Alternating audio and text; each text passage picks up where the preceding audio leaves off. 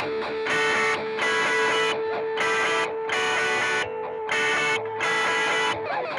and gentlemen, you are listening to The Final Score with Matthew and Stevie Fly.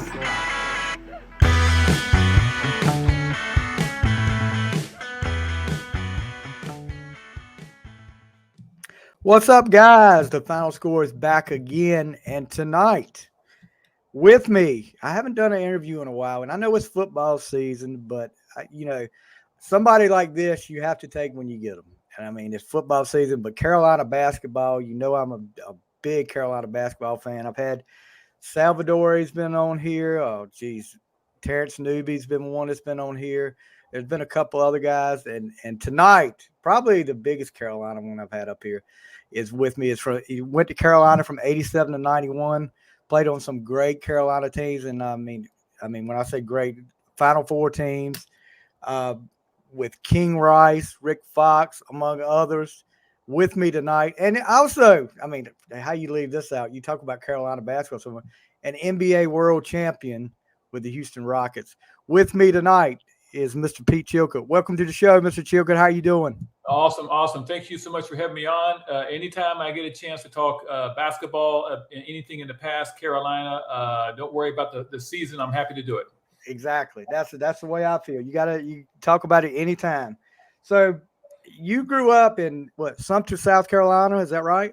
I was born in Sumter, South Carolina, but my parents separated when I was quite young, so I kind of moved around a little bit, but I was raised for the most part in Alabama. Okay, so you go to Tuscaloosa Academy in Alabama.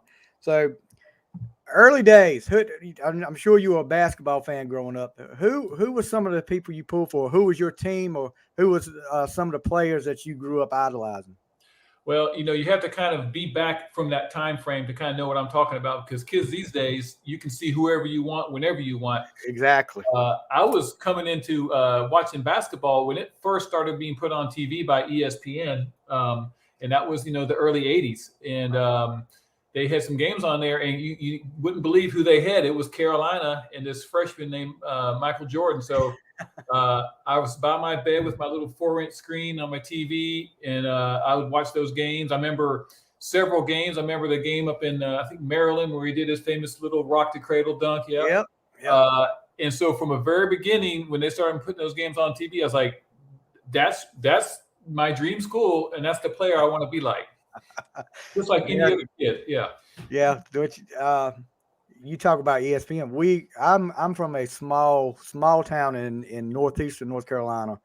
We have about 90 people here. We never got cable here.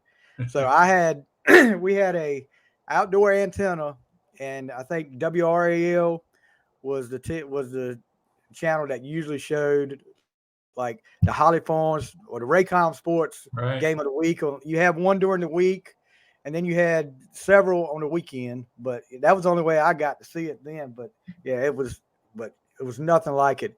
And I'm gonna tell you, nothing. No offense to the guys these days, but the games back then seemed like they were. And maybe it's because I was so young. They seemed like it's more exciting back then than it was today. But anyway, so were there any other sports you played besides basketball? I grew up and I was a well-rounded kid. I played baseball and football. I'm in Alabama, so of course I'm playing football. Yeah.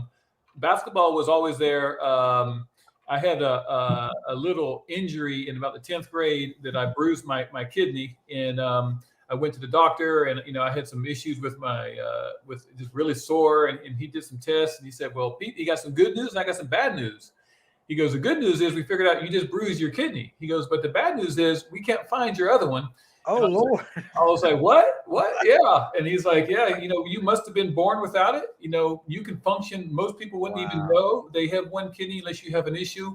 You'll be fine. He goes, but I recommend that you quit playing all sports. And I remember I'm 15 years old, and I love sports. And so I went out in the car and I cried. And my mom came out there and we're like, we're gonna quit football, but we're gonna protect yourself, but we're gonna keep on playing basketball. So at that point, I got rid of all the other sports and just focused on basketball. So, and good choice too, because you're not taking all that beating, and I think you turned that into a pretty good career. So I guess that's when you knew. That was my next question. When did you know basketball was going to be the sport you concentrated on? I guess after you found out you only got one kidney, that would be it. Yeah, it was 10th grade. But again, kids are different today.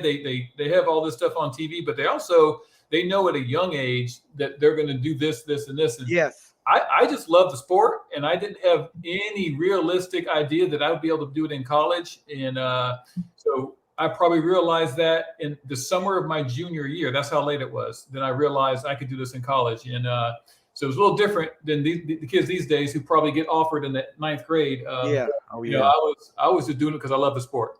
Right. And talk a little bit about the recruiting process. I know, of course, Carolina's there. What other schools besides Carolina were in the mix, like were in your final choices? Sure. Well, again, a little different than these days. Now, there was no AAU back then. All these summer basketball camps were going on. So my sophomore year, I went to the University of South Carolina camp because that's where my dad lives. And then my junior year, after that summer, I went to a big BC camp, 5-star camp, Nike ABC camp. So some big camps. I made like a 5-camp summer out of it. And I started out not playing well, and I worked my way to play really good at the end of the summer. And it went from who's this kid from Alabama to like they wanted to watch that kid from Alabama. And I mean, you remember, if you're in old school, you remember these pictures that were in Sports Illustrated. I think the guy's name was Chris Washburn. He had this picture where he's laying on a bed with thousands of letters. Yes. From colleges.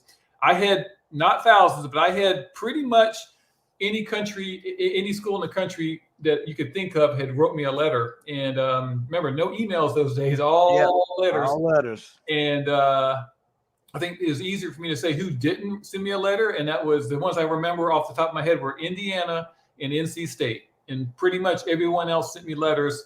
And I knew where I wanted to go, as I told you, but I narrowed it down. I narrowed it down through that summer to my 5 were Carolina, Duke, Alabama, Georgia Tech, and Virginia.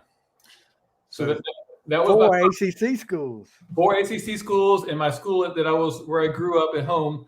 And I tell you what, that was a fun process that fall to go on those trips, and then to have. I was telling somebody the other day, I had in my living room, I had Bobby Crimmins, I had Coach K, I had Coach Smith, I had Wimp Sanderson, and I had Terry Holland. I mean, it's like legendary coaches right there. I got some great pictures from back then, but I don't even know if I really could appreciate back then what was coming in there, because a lot of those guys were real young. And Coach K was just really getting started. Yeah.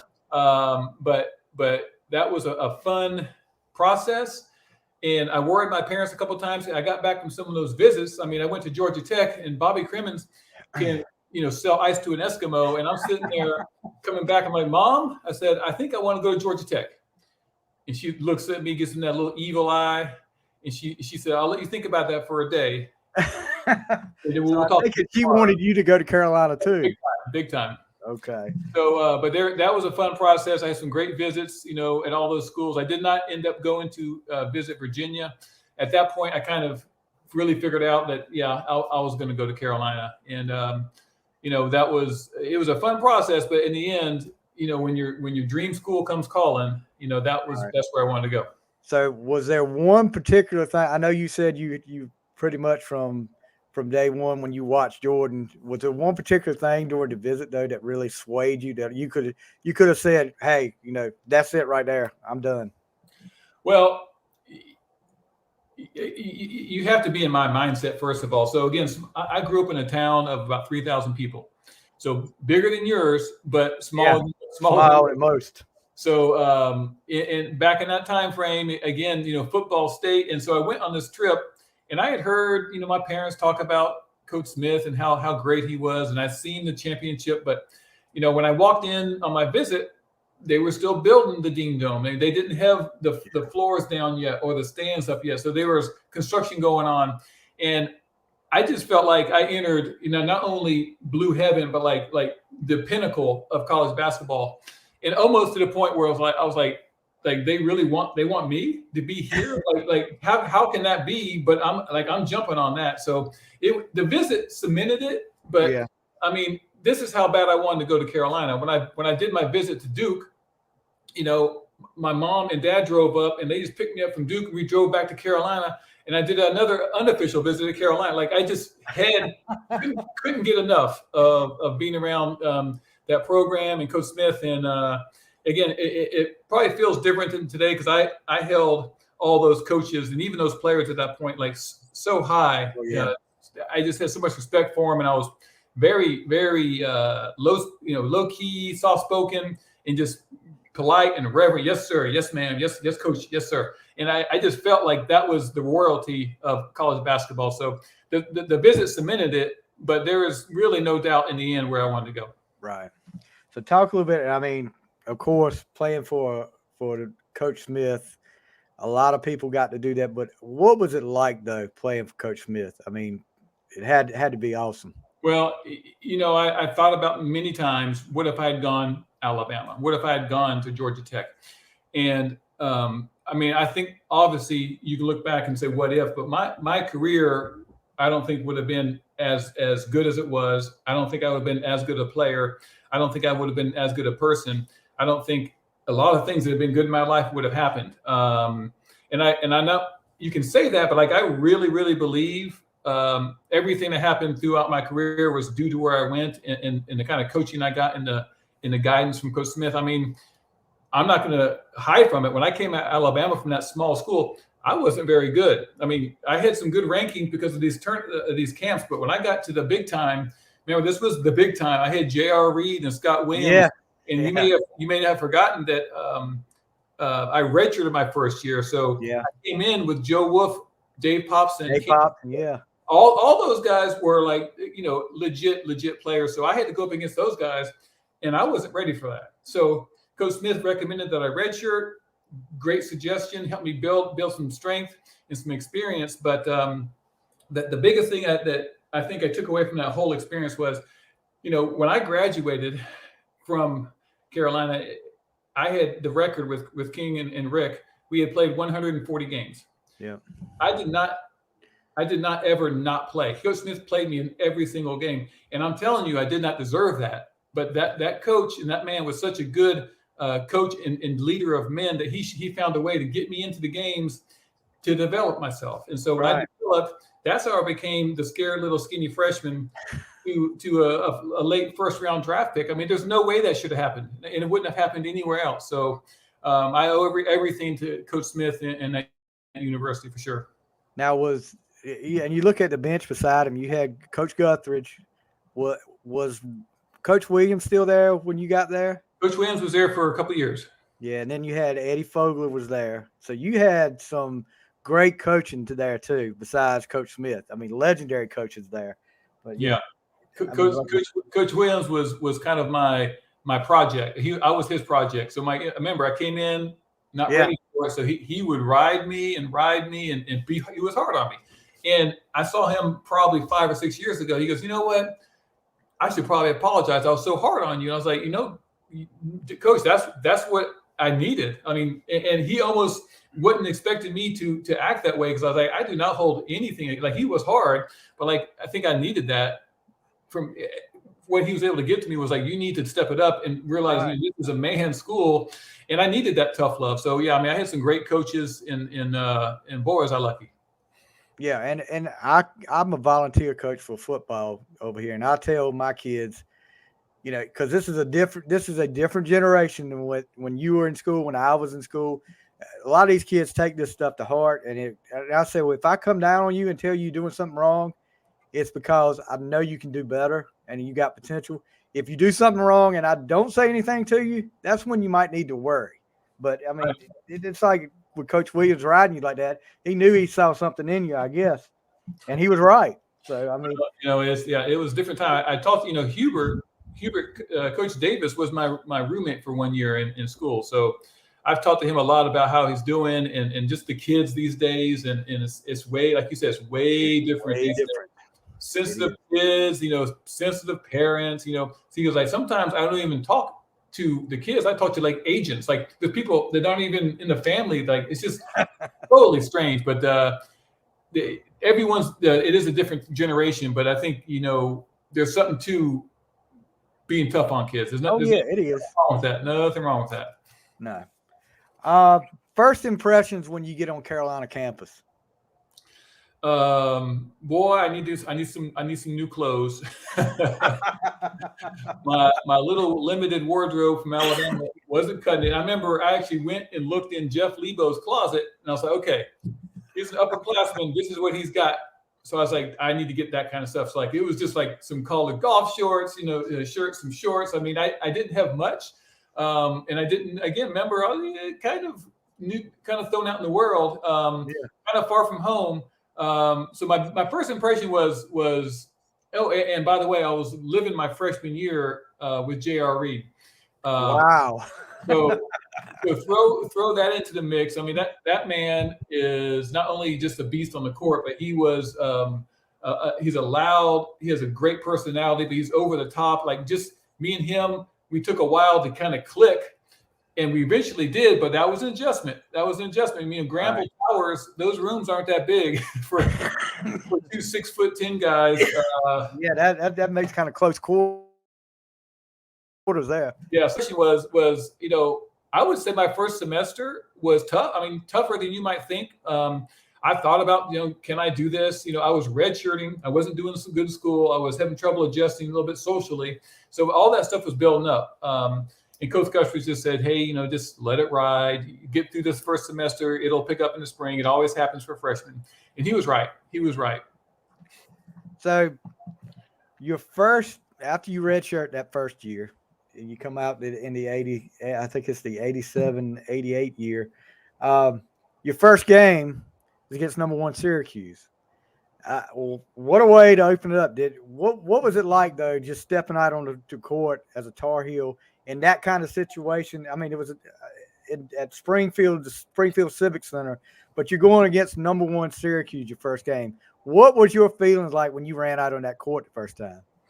There were some nerves going on. Sure. Whenever I've had big moments in my career about what I need to kind of do well, perform well, I usually go back to the core of what I am as a player. And that is just do what you do and do it well. Like, don't try to do anything else. And coming in as a freshman, I don't quite sure I knew what I did well at that point, but I did know that I could rebound.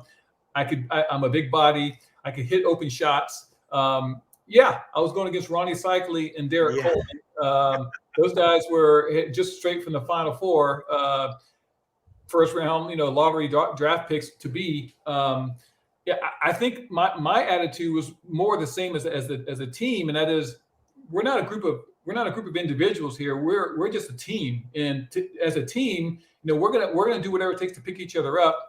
And we had so many kids step up in that game. Rick Fox had a great first half. Ranzino shot lights out. I was able to do some stuff later in the second half. So we all kind of bonded together. I think as a team, we were down at 11, I think, in the first half, and tough situation. One person who didn't have any doubt in us was Coach Smith. He kept on that calm demeanor, and those were the kind of things. Back in those days, those are the kind of games that Carolina would win, and you walk away like, how did they win that game? Yeah, they really shouldn't have. And it happened not only that game, but like many times, like we just stole victory where we should have probably lost it. And the players did their jobs, but I think the coaching staff should get big credit for those games. Yeah, and then first game at the Smith Center. It's got to be something special for you, being a big time fan all your life, and then to be able to run out to it and all that blue had to be something special. That probably would have been more nerves for me than it was playing Syracuse the first game. You're right. Actually, running out at home for the very beginning of my career was more nervous for me than playing on the road, because it can be just as loud on the road, but that kind of motivates. When you're a competitor, you like that. Yeah. You like that noise, but at home, it was a lot of butterflies, because you're like, here I am, this brand new facility. I think the game after Syracuse, we may have done like a game against, I want to say it was like the Russian team or something, some kind of exhibition, but it was intimidating because of the 21,000 people. And not only that, like I had all of a sudden there was like, well, he just did that in his first game. Like, what's he going to do now? What's he gonna do now? Exactly. Expectations. I don't know. I was up for the Russian team as I was for Syracuse. Like, it was hard to kind of get back up to that level because like JR was back. Like I knew I was probably going to be doing a support role from then on, but it was a tough sell. And that's just part of, again, what you're trying to do as you come into a school like this was become a better player, but also learn to deal with that pressure because there's pressure at that level of basketball that you've never had before. I talk a little bit about, and you talked about your final 5 schools were 4 of them were ACC schools. Playing in the ACC back then, I mean, that was like every night was a tough game. There was no pushovers back then. You had competitors every night. What was it like? You go out there against the Georgia Tech. Was Sally there then? I think John Sally then. Yeah, you go. Sally, yeah. Tom Hammonds in there. You go up against Duke. You go up against Clemson. What was it like playing in the ACC back then? It was obviously a little biased here, but I think it was one of those toughest conferences that there were back in those days. I agree. Don't forget Maryland was back in the ACC then, and that was always a tough place. You list those schools, and I just start thinking of the like Clemson. Well, the Dale Davis and Eldon Campbell. Yeah. I think of Duke. They were coming on strong, right? They were building that class with Danny Ferry coming in, and all those schools. Like I don't remember. There probably were some teams that weren't as good, but I just remember them all being strong, like you said. Fortunately, we had some of those teams like that were just pretty well rounded and deep, and we did pretty well every year, except for one year we probably had a little hiccup in 1990. But the thing that I remember from playing in ACC, like you said, was there was never a night where you had a night off. And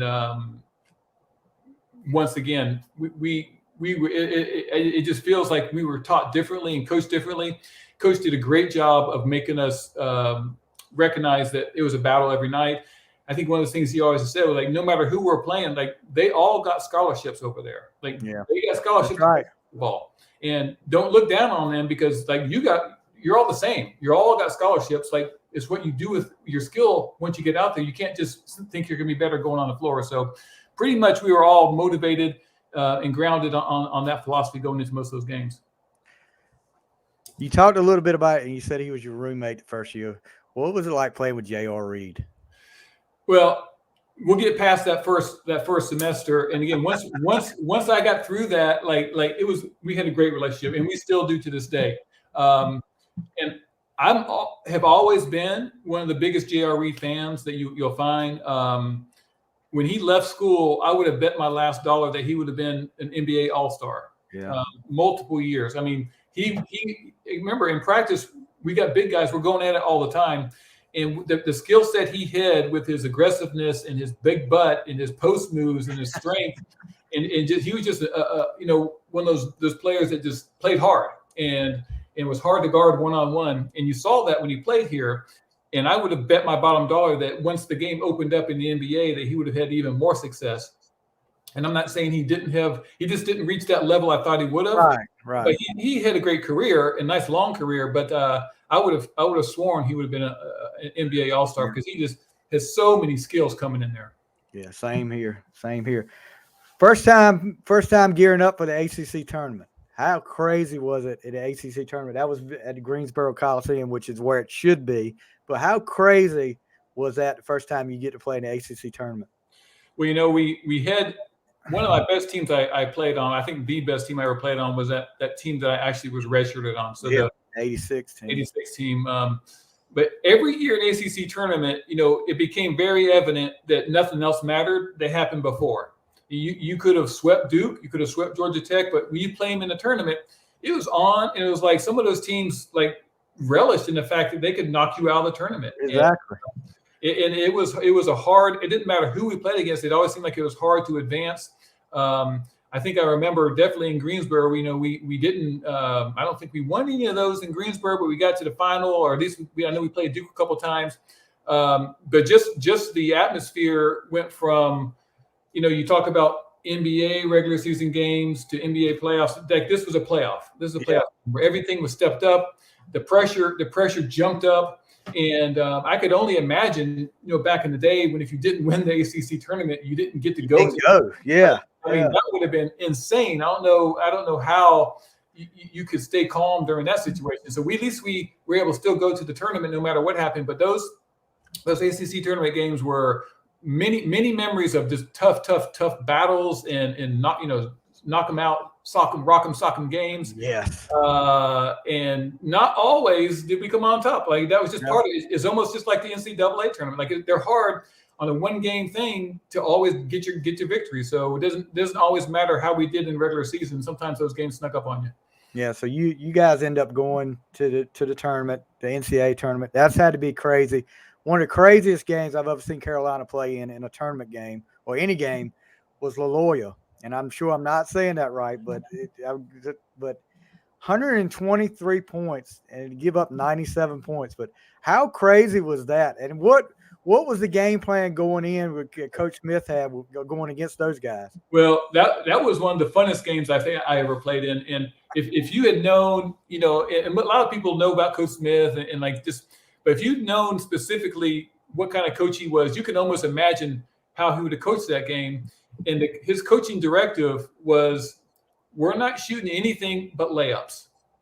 And if you watch that tape, I think we may have shot. Did we shoot like 78% from the field? It was something. Yeah, I think it was a high percentage. It sure was. And if you watch that tape, you might see 5 or 10 jump shots. Like there was about 35 layups, and it was all based on, if you watch their film, like they just want to run and gun and outshoot you. They didn't really work on the D. They might be pressuring. We went backdoor so many times, and I don't remember who scored a lot for us, but I know it was probably a guard on like Ranzino. I think, remember, he had a big game. I remember that. It was layups. I mean, that was it. If you shot a jump shot, he probably would have taken you out. I mean, that was, and if you think about it, like that's the smartest thing you could do. Like, why would you? And so we didn't necessarily, they scored 97, but that was that pace back up and down. But we just had so many baskets that we just right under the basket. And you guys end up losing to, I think, eventual national champion Michigan that year. But come back. No, you lost to Arizona that year. You guys get a rematch against Arizona the next year, get a little revenge on them. But talk a little bit about playing at the Smith Center. I mean, we talked about your first game there, but how was it? And we talked before we went on the air about playing Kentucky and you getting the dunk that put you all here for the first time that night, how loud it got. Talk a little bit about playing at the Smith Center, because I know one of your future teammates, Sam Cassell, had a lot to say about the crowd there. I don't know if you ever got him back for that, but after that comeback game we had against Florida State. But talk a little bit about playing at the Smith Center.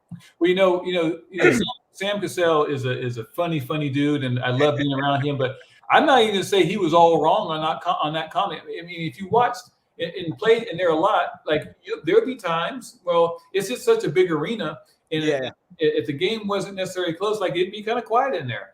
And if you play at an NC State or at a Duke with those little small arenas back in the day, or at Clemson, I mean, those things were always rocking. They have the students all around the court, and the Smith Center just really wasn't set up that way to have those students right on. And usually, I think they're on the one end line. So there's a little truth to that. But I would say for the big games, it didn't matter that it was rocking. And as I mentioned before, when your home court's rocking, it's a little different than when the away place is rocking. Right.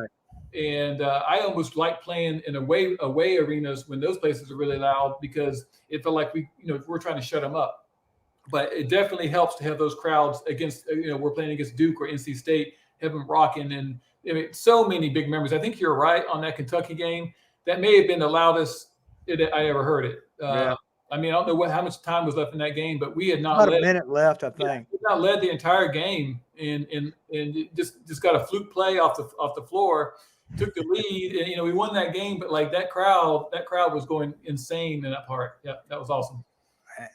Usually when I interview like a ACC basketball player from back in your time, I ask this question and I get your honest opinion on it. All right, you played at Reynolds Coliseum. Incredible place to play, I'm sure. And the crowd was right there. I mean, the students were right there on you. Do you feel like, and I know it's a must for some of these programs to have a bigger arena to put more booties in the seat and get more money. But like with Reynolds especially, they gave up an incredible home court advantage by going to a bigger arena and not having Reynolds there. Because I just remember that how hot that place was, how loud. I mean, the noise meter and all that. It was, just like Carolina with Carmichael. Right. Carmichael was a little littler and it would get louder. But you think you give away a big home court advantage with that? I really do. You're right, no doubt. Carmichael, I mean, come on, with that whole about 10,000. Yeah. And again, the Duke still has it, and and NC State had it, and Clemson had it. I mean, I think they're in the same place in Clemson, but they've redone it. Those places, to me, as a coming in as a player, is more intimidating when it's just really close to the floor and it's all those students right there. Definitely a harder place to play. But like you said, we're talking about corporate money now and getting butts in the seats to sell those tickets and get those suites filled up. I was talking just about somebody about the Smith Center. Like it seems like it's not that old, but like as I said, it was built my freshman year. That place has got to be considered out of date now. There's no suites. Yeah. Oh yeah. and like we're talking like how are they going to change that? Because I think they're going to have to. And then my suggestion would have been just rebuild it on site and play in Carmichael while they're doing it. And then you got that crowd back, and it's an awesome facility. I mean, that'd be so awesome. And then they would keep the Smith Center where the Smith Center should be. Right. And I don't know that they're going to do that, or even that they had plans to do that. But when you walk around to these new arenas these days, I mean, they're impressive, and we're like, wow, ours is from the '80s. Yep. I just think, and this is something because I talked to Chris Corciani and some of these other guys from State about it. They should have at least a couple of games back at Reynolds I don't know if it's possible or not, but it would be great to see State play a couple games at Reynolds or Carolina play at Carmichael just for the old feel of it again. But no doubt, that'd be awesome. So you were right on the edge of probably the biggest rivalry in college basketball right now and has been for a while.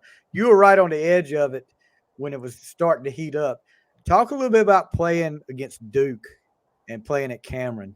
Well, you're right. When I was in high school, like Duke was a good school and Coach K was a good coach. I didn't know any better. Like I just assumed like he was a nice guy. And then I got to school and realized, oh my gosh, they're the evil people over there. And the kind of the kid that goes to Duke, you can pick him out in the crowd. Like there's certain types of players, and I'm half joking, but I'm half not. Like we just hated everything about Duke. Now I played in Sacramento with Bobby Hurley, and I hate to say it, he's a nice guy. It hurts a little bit to say that, but like back in the day when you didn't know these players on the personal level, there was just a lot of hate there just because they went to Duke, and that rivalry was definitely cooking during my time there. And we were talking about it the other day when I think it was in Atlanta when we won that tournament. Oh yes, that was the hardest fought game I think I've ever even been in that rivalry. It was just knock and sock 'em, and we had some great plays. They had some plays, and I mean we won. But I remember even the Danny Ferry shot at the buzzer from like 3/4 court, like bounced off the back of the rim. Like it was knock 'em out fight, and every time we played those guys, it was almost we're taking over the conference, and we're like, no, we're still here. And we kind of held them off for the time being, but it was some intense stuff. And I mean, stitches and blood. I know I got a couple split eyes, and Montross got bloodied, and it's always been that way. And I don't know that it obviously is ever going to end unless somehow they break apart the ACC, which I heard they might. Oh Lord, let's hope they don't do that. But anyway, that ACC championship game, it's probably been 5 or 6 years ago. They were replaying it on somewhere, and I was on Twitter one night, and the reason I knew they were replaying it, J.R. Reed of all people was tweeting it and me and him started going back and forth watching the game, and I was asking him about certain things. It was kind of like an interview right there on Twitter, and he was like talking about Ferry and Leitner, how they were getting into it so much, and then he said, "Yeah, it was." He said, "I had scratches everywhere, scratches everywhere." I was like, "Gosh, like, ugh, tough." But and you talk a little bit about being able to go. I think Duke was number one. You go to Cameron, and you guys beat Duke at Cameron with their number one. I mean, and not just beat them. This was '89. You beat them by 20. You're I on mean, 20. how how was it getting out of there? I mean, I'm sure there was some not so nice things said when you guys were leaving out there. And while we're on that, what is the best Cameron story you can tell from your experience there? Well, I'm going to say that might be my best experience, but overall, when we weren't ranked that high. I think we went in there maybe that year at ranked number 20 or something. They like you said, they were ranked highly, but Yeah, when we roll in there, everyone in our team doesn't have any issue with confidence. Like, we know we can win that game. And I want to say off the record, like, I think I was 4-4 there, which I think is pretty awesome considering, yeah. that was supposed to be a tough place to play. But going in there for that game, we believe in ourselves. I remember, I think one of the plays in that game that I remember for myself was somehow they got a breakaway down the court. I'm the only person back, and it's literally like 5-on-1. And they pull up. I just kind of protecting the basket. They pull up for like a 10-footer. Somehow they miss. I get the rebound with all four guys hanging all over me. I turn and do an outlet down to Rick Fox, who's wide open down the court, and we get a dunk. And I think that may have been that game. And just that game with down the stretch, I'm pretty sure that was when King Rice was hitting his free throws down the stretch. And as I mentioned, going into Duke, when they're highly ranked, having a hard-fought game and winning, there's nothing much better than having that crowd shut up. You've heard them shut up. You heard them shut up last year, which may be probably better than our. That may take the place in all-time wins at Duke. Yeah, that I have to say that probably trumped all of them with the situation there. No doubt with that. But there's nothing like, I think they're even more annoying now. Those fans over there now. I mean, back in the day they were just loud, but now they're dressing up, hopping around. But there's nothing better. No, I mean, I don't care. You name another school, it doesn't matter. That is the best way to get a victory at Duke when it's going crazy like that. Yeah, and you talk a little bit about you mentioned Rick Fox. What was it like having Rick Fox as a teammate?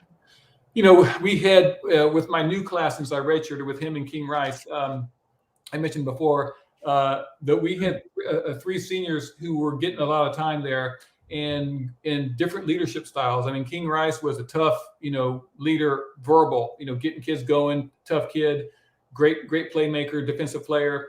Rick Fox, who was just, Mr. Hollywood, but boy, his game backed it up. I mean, he was so smooth and he had so many skills that he was developing at that time in his career that he was becoming, like, every year, like, oh, he's doing that now. He's getting better and better every year.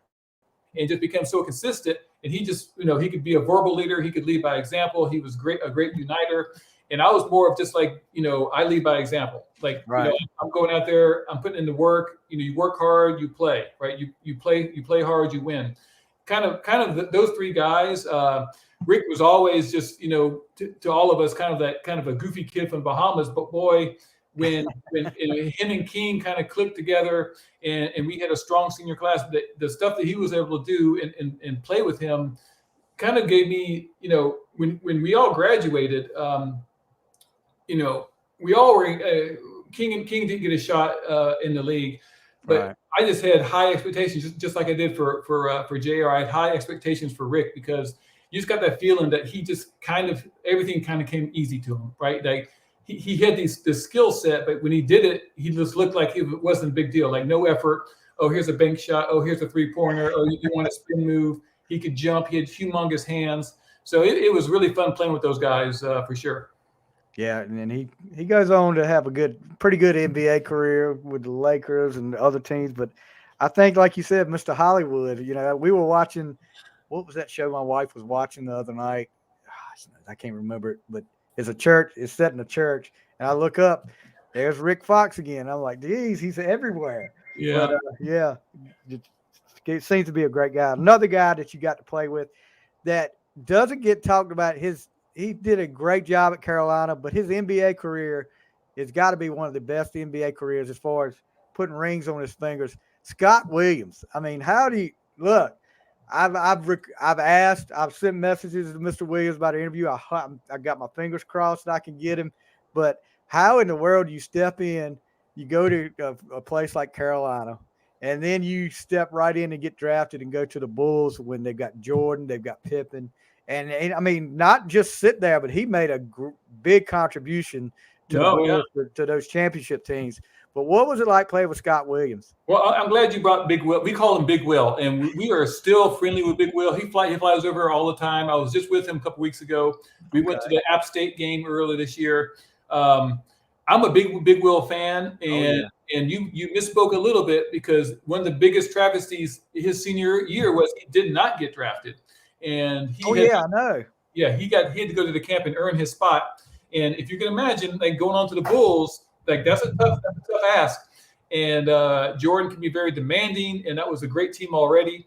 But what I tell Bill Will all the time, like why he was successful to me was he played super hard and he was super active, rebounding, defense. He could knock down an open shot. But when you saw him play during the years, like it was just because he was so active and such a good had good savvy, knew what to do on the court. And he wouldn't hurt you. Like when he came in the game, he was going to do positive things. Yep. So I was at the same time in the league with him, but I look back now, I'm like I'm very proud just to know that what he accomplished.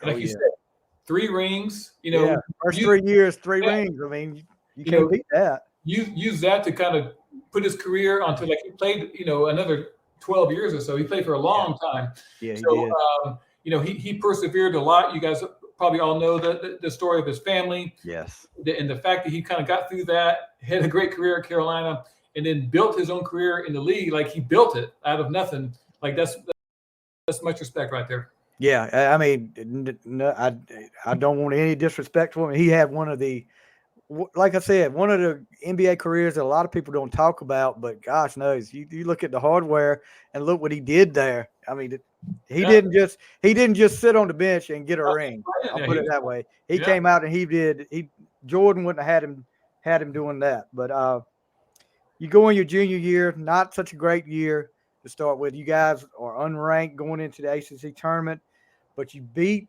Duke at Cameron that year. And we're going to get into this game, this other game in the NCAA tournament. That's probably one of my favorite NCAA tournament games there. But I had to ask you this question. Besides Coach Smith in the ACC, who was your favorite coach in the ACC at that time? ACC. Well, it wasn't Valvano because he didn't recruit me. Yeah, that's right. I don't remember for sure who was at Wake Forest, but if Dave Odom was around there, I know he was tied to that program. I always liked Coach Odom, and I always liked the coach from Clemson, Cliff Ellis. Yeah. I did an ACC tournament team that we went overseas and played in Greece after my sophomore year, and Kevin and Madden and myself went over, and Coach Ellis was the coach. Really got to know him a little bit better and loved him as a coach. But those are the two I kind of had my only interactions with because they kind of were on the same. They recruited me a little bit. I had some personal history with them. Again, I didn't at that point. I'm still a little bit on the curve with Coach K. The hate was building, but it wasn't quite there yet. I knew he was maybe the opposite of Coach Smith. And I think Coach Smith represented everything I loved about basketball. So he was getting to that place where he was just the evil guy. But I didn't at that point. At that point, I still respected him. And again, right. he had been in my house and been kind to me. So I didn't have those ill feelings quite as much as you might think. All right, I got you. So another guy that we don't talk about a whole. First of all, you mentioned Kevin Madden. Before I get to this next, what's Kevin Madden up to now? You hear from him? The last time I heard was he's up in Virginia still. I think maybe even in Staunton where he grew up, and I think he's coaching at a high school.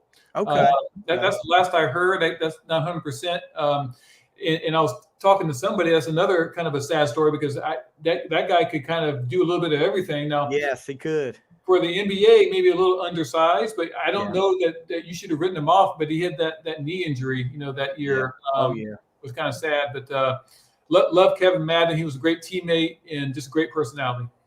Another teammate of yours, and I know we're talking about a lot of teammates, but you had a lot of great ones that doesn't get talked about a lot, but had key moments off the bench. And, I remember, I think it might have been his senior year against Florida State or maybe his junior year. Henrik Rodel. What was it like playing with Henrik Rodel? He was just a quiet assassin. I mean, what was it like with him? Yeah, I really enjoyed. We didn't get to play with him too much, right? As I was kind of on my way out, but he's always, and I've kept kind of keep in touch with him over the years. I just did realize recently that I didn't know that he's the German coach now. Yeah.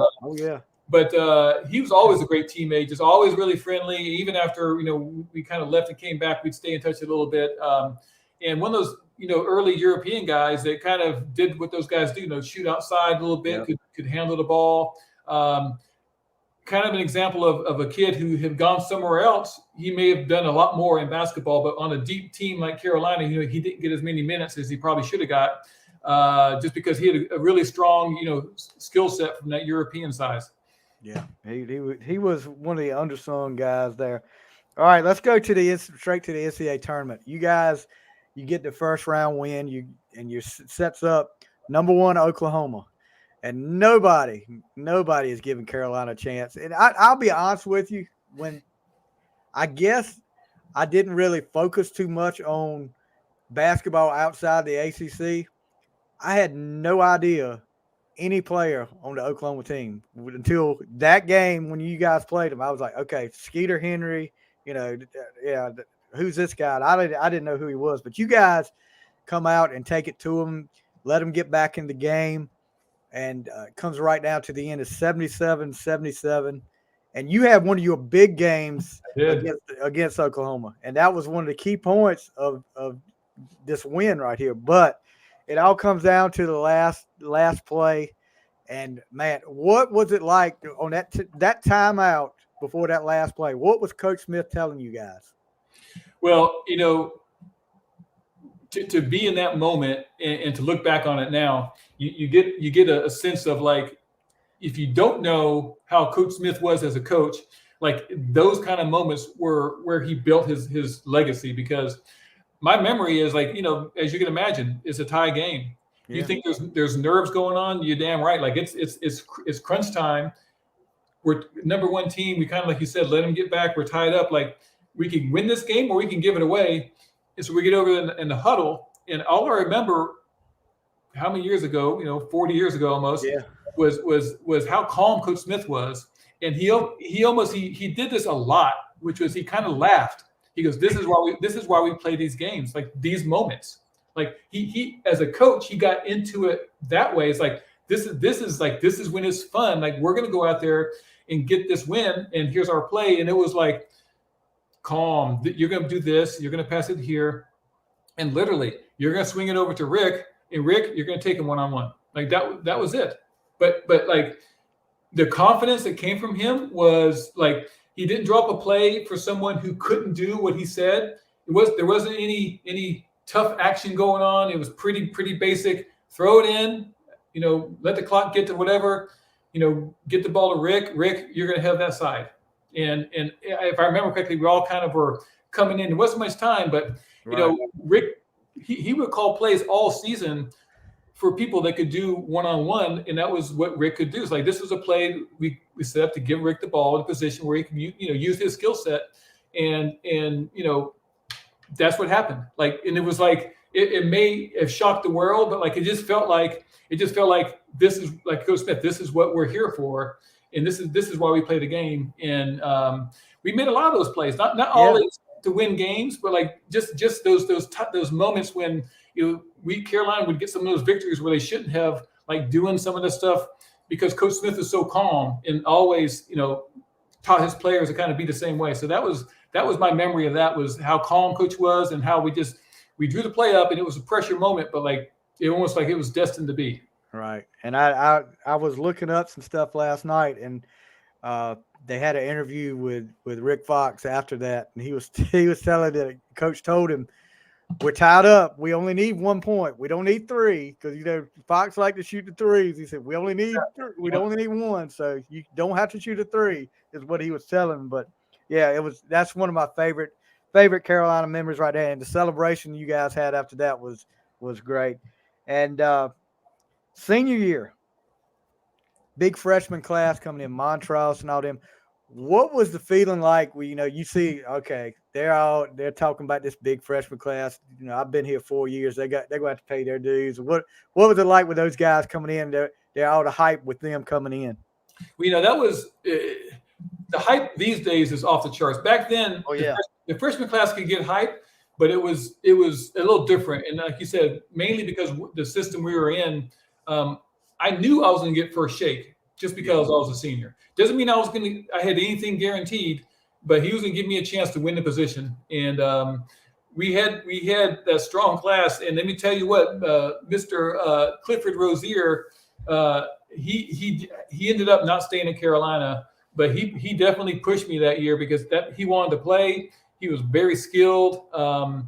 And by no means did I take anything for granted. I know we had a deep team. We still had George Lynch and Montrose up front. Right. We had Sullivan that could also play a little bit. But the biggest thing that I took from that year was it's mine if I can go get it. And, I had started here and there throughout my first 3 years, but I knew that senior year, if I could just go get it and do what I did, that I'd get that job. And whether it was at a 4 with Montrose at a 5 or a 5 with Lynch at the 4, like it didn't really matter.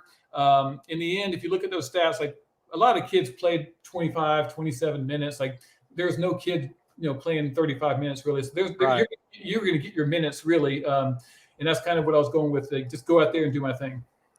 And you mentioned another one of your teammates that went on to have a great NBA career, George Lynch. What was it like playing with George? That's another one I got my fingers crossed on too. If you're listening out there, Mr. Lynch, got my fingers crossed. What was it like playing with George Lynch though? Ultimate competitor. I mean, coming in. I can remember right now walking in Granville. He's sitting on the bed, and this is George Lynch, like shaking his hand. Like I remember it like it was yesterday. And 6'8", and I remember thinking, "Oh, he's 6'8". Like I got him. I got him a couple inches." Like most people would think that, right? And that's where you make the first mistake because. Like he wasn't a tall dude, like for a 4-man, but he was one of those guys who was relentless. He was strong as an ox, and he just played so hard. So that was all going on his whole career. He really just got better every year doing that, and became one of the greatest leaders that Carolina's ever had because of what he did out there. But a pleasure playing with him, and he didn't have gaudy numbers, but he kind of showed you what that kind of hard work and foundation can do. Became a lottery pick going through there. Yeah, he worked his way from that freshman year right into a lottery pick when he came out of Carolina. And just like you said, and I totally agree. One of the best leaders Carolina's ever had. That national championship team, he led that team for sure. Yep. So then you get back to the ACC tournament, and I love this memory whatsoever. The ACC championship game. I don't even have to look at the score because I know it by heart. 96-74 blowout. And I just remember, and maybe you can tell me a little bit more, elaborate a little bit more. Christian Laettner and the referees were just going back and forth. And I just remember somebody shooting free throws, made the free throw, and Laettner's up there doing this, good call, and he gets a technical call. How much trash was Laettner talking in that game? He was known to talk trash already, and I don't remember the timing on that play you're talking about, but I just know that the talking was decreasing as the game went along. like if you did watch that game, you got to remember that we lost the 2 regular season games, including our senior day, and we had no lack of confidence. We had one of those teams that if you look at that box score, I mean. People were filling up off the bench. Huber had a great game. Rick had a great game. We had so many different weapons, And that was part of the fun thing about playing on a good team that's just disciplined is we shut a lot of people up. Like there wasn't many people that kept on talking as the game went along. And now we played against some great players, no doubt. And Christian Laettner, he was a great player, but you don't usually talk as much when you're down 20. And, No. I mean, actually, these days, you shouldn't. You're not very smart if you do. These days, kids talk no matter what. I don't think the score matters. But back in the day, when you're down 20, you kind of zip it. Yeah, you kind of keep it zipped. So you guys end up getting to the Final Four, and one of the, I mean, I couldn't believe it when I saw it. I still don't believe it. Playing the Kansas game, and then Coach Smith gets ejected. I mean, talk a little bit about that situation, and then what you guys, because I've never remember, as long as I've watched Carolina play, Coach Smith getting ejected until that game. I don't think he did. My memory is correct. I got in a little foul trouble early in that game, and I want to say that it was either my second or third call on me, my foul, that he was arguing the call when he got his first tech. Right. I could be wrong, but that's how I remember it. And then late in that game, got the second tech. My takeaway was it didn't lose the game for us. I mean, sad to say, it was probably the senior class that we talked about so good. None of us had good games. Kane right. and Rick and myself just didn't shoot well. When you're an athlete and you're playing in a game like that, and you hate losing, but you want to go out swinging and playing your best. And that's my biggest regret about that game is that none of us played our best. Like we tried, we played hard, but we just didn't have it that night. And it's one of those things where, again, our bench kept us in the game, but having Coach Smith go out there towards the end was like, did he do that on purpose? Like, was he doing that to shake Roy's hand when he walked by? Like, I don't know, because he, like you say, he never had done that before. Right. And he was the epitome of keeping it under control. So, we'll never know what his thinking was. But I know one thing: he didn't cost us that game. No, in the least bit. But it was one of those things that he wanted to win. He wanted to win. He was a competitor, and that time he got thrown out. That had to be a weird feeling for all you guys, though, to look over there on the bench and not see him there, though. I mean, I know it was just for a short time, but still, it was weird for the fans at home to be like, Coach Smith got, Yeah. So your time at Carolina's over. NBA draft comes on. What are you hearing as far as, I know it's nothing like today, but what are you hearing from NBA teams? Who is talking to you, or are you hearing you might be a first-round pick? Yeah, that year was just an amazing journey, and my path to getting drafted was getting, like, at first, when I first started that year, I was like, I had no dreams about getting drafted. So I started playing well, had a pretty, Coach Smith would meet up with all the seniors throughout the year and kind of give them updates on where they're standing, in the country on their rankings. And I was like number 5 or number 4 power forward in the country. And I was like, wow, like I didn't realize that, like, because it was, again, different time frame. We didn't have all the internet going on where you go Google stuff. So as the season ended and the agents started coming in, the agents would be allowed to kind of present themselves to the players so we can make a choice of which agent to pick. So you can imagine what these agents were telling the kids. So the agents start telling me, Pete, you're a first round draft pick. We got you like anywhere from 14 to 20. And I'm like, well, that sounds pretty good. And he goes, well, 14 would be a long shot, but we think 20. I think it was Houston. And I was like, hey, that's fine. I never even worked out for Houston. I worked out for like the Bulls at 26 and Charlotte at 28, but never worked out for the Rockets. And so I went to this little dinky hotel over there near Slugs. I don't know if you know that area. Slugs is gone. The hotel's gone. Like, everything's been built over. But I'm back in that little hotel with my dad, and we're watching the draft, and 20 comes up, and the Rockets picked this guy named John Roberts. And I remember many years I'd like go back and Google, like, what happened to John Roberts? Like, I don't think he made it 1 year. I was like, and then Rick got drafted 24. He was like 2 doors down in the hotel. And then I got this phone call, and it was Dick Motta. And he's like, Pete, I want you to know we're gonna take you next with the Kings. And I'm like, the Kings? What? Where'd they come from? and they picked the guy from Kansas, Mark Randall, in 26, and they took me 27. And it was, I wouldn't even say it was expected. It was shocking because of where it was, and also the fact that it was the other side of the world as far as I was concerned.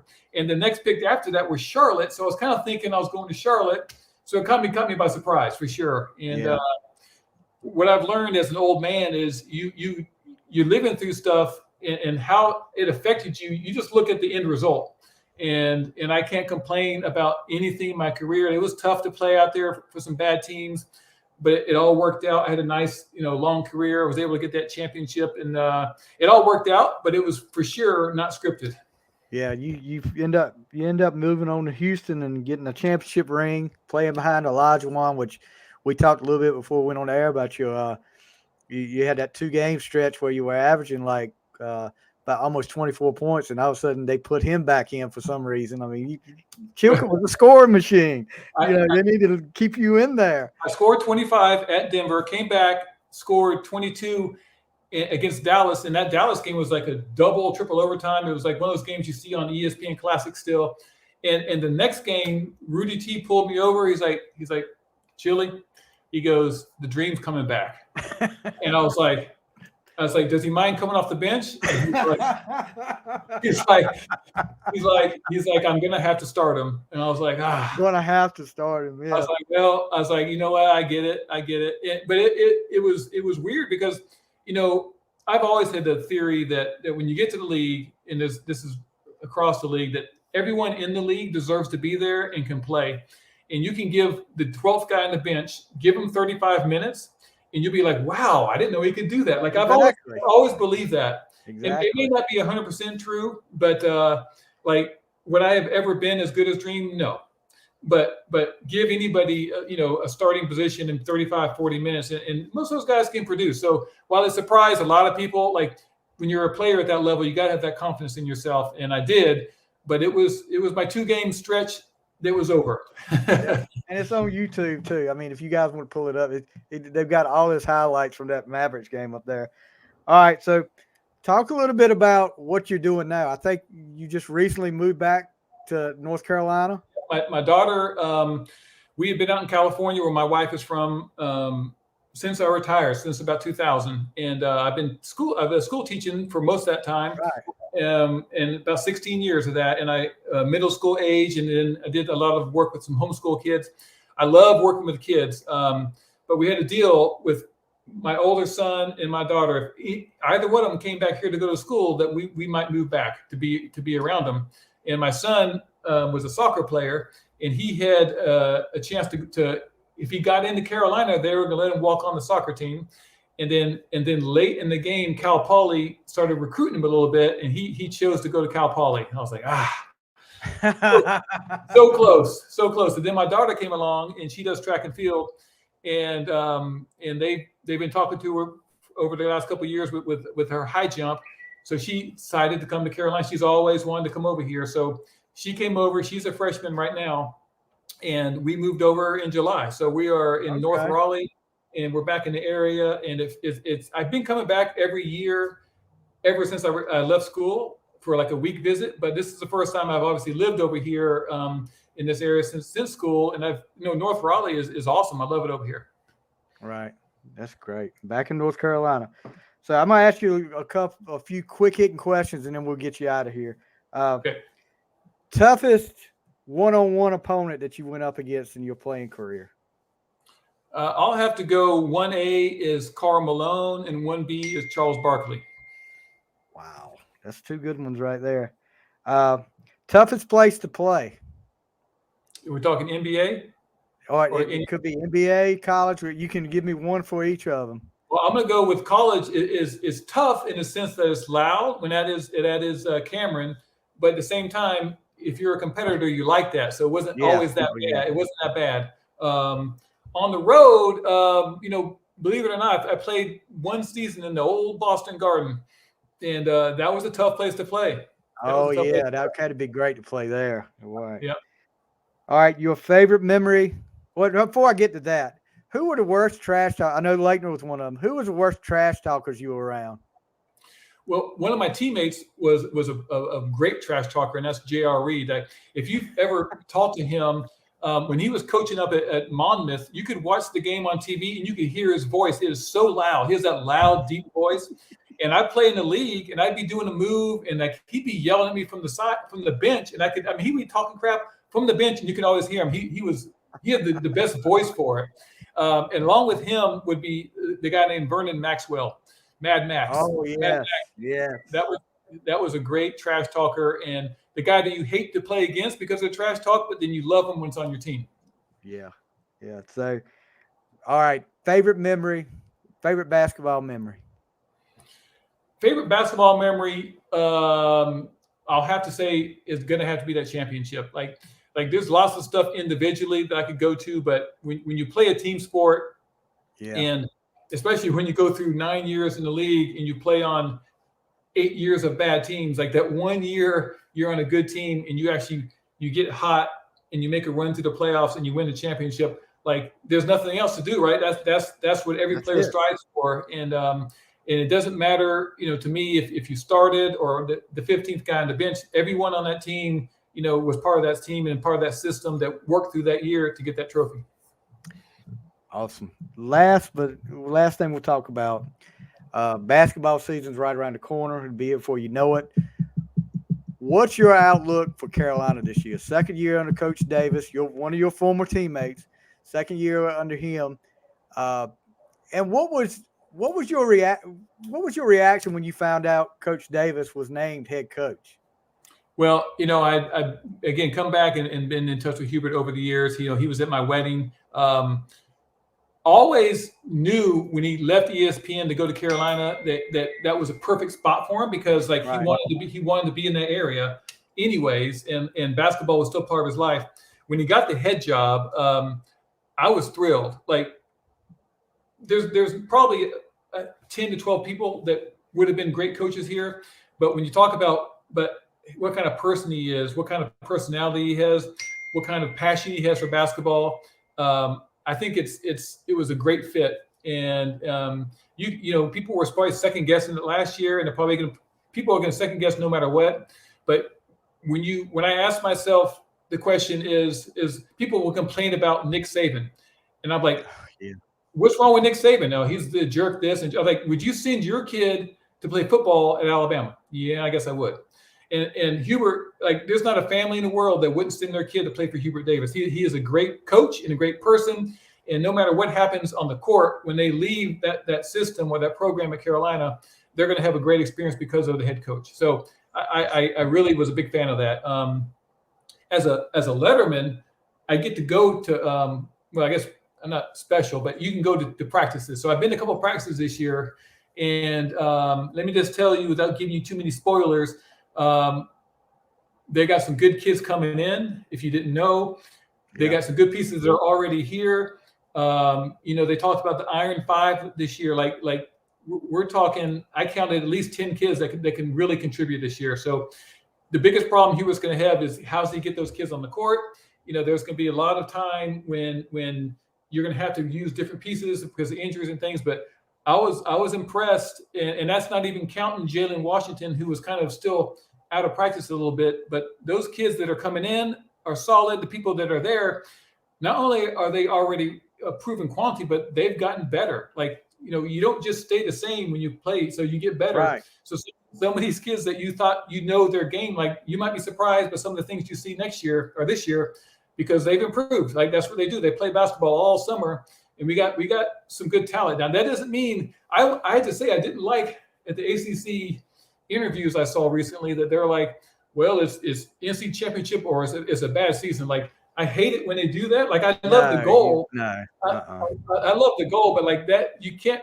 I mean, I guess you can, but it's hard to put that as your only thing that's going to be a measure of success because you don't know injuries might happen. Whatever is going to happen, but this team has a definite enough talent to get back. But as you saw last year, you got to be hot at the right time, and hopefully, hopefully that kicks in again. Yeah, and just like you said, everybody at the first year was ready to ride Hubert out of town, and I was like, gosh, no, the guy hadn't been there half a year yet. You got to give him a chance, and it paid off. And to see the look on some of those Duke fans' face, at the end of the year was worth it to me. But Mr. Chilcutt, I'm not going to take up any more of your time. Thank you so much for taking time out of your schedule to do this. I've really enjoyed it. If you ever talk to Scott Williams, let him know. I'd love to get an interview with him. I do, and I will. But I tell you, he's a tough kid. Yeah. Sometimes he has a different mindset on these things. But he's probably done a lot more than I have. So he probably has. I'm gonna keep checking with him. I'm gonna keep checking with him. But like I said, thank you so much, guys. That is Carolina legend, Mr. Pete Chilcutt. All right, thank you, guys.